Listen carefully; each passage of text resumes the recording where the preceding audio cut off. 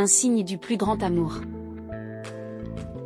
Je veux partager avec vous une histoire qui peut nous aider à mieux comprendre pourquoi la croix, instrument de torture cruelle et de mort humaine, est un signe vénéré par les chrétiens. Un jour, grand-père est allé se promener avec son petit-fils, Paul. C'était un après-midi d'hiver et glacial.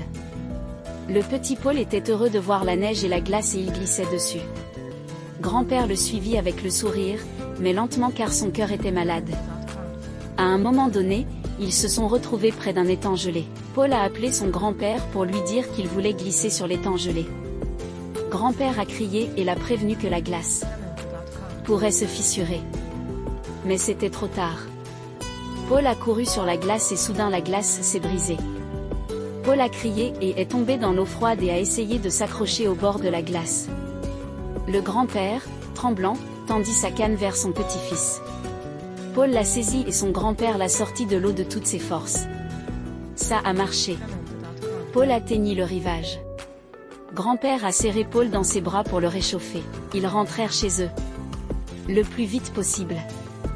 Un bain chaud et un lit ont aidé le garçon, mais c'était trop tonique pour grand-père. Une violente crise cardiaque lui a coûté la vie. La tristesse de chacun était immense. Quelque temps après les funérailles, la famille rangeait la chambre de grand-père. Paul regardait cela et à un moment donné, il a demandé à sa mère de lui donner la canne en bois de son grand-père. Surprise, sa mère a demandé pourquoi telle chose en particulier et pas autre chose. Paul répondit, c'est grâce à cette canne que mon grand-père m'a sauvé la vie et a perdu la sienne. Tant que je vivrai, je veux avoir la canne de mon grand-père en signe de son amour pour moi. Père Andrei Barna.